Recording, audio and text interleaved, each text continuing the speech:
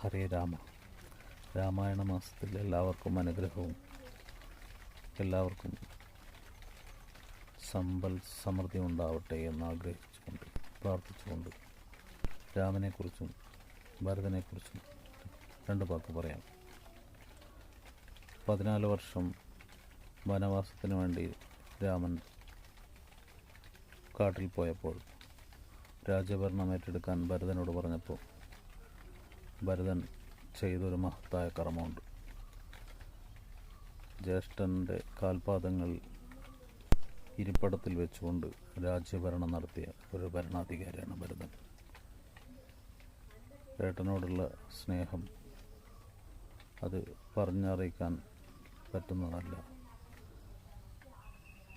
ഭാരതത്തിലുള്ള എല്ലാ ജ്യേഷ്ഠന്മാരും ഇത് മനസ്സിലാക്കണം.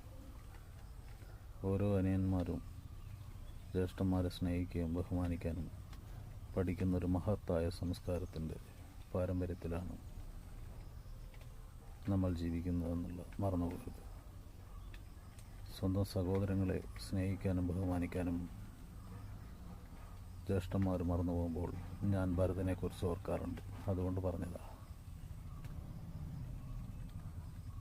ഹരേ രാമ. നല്ലത് വരട്ടെ.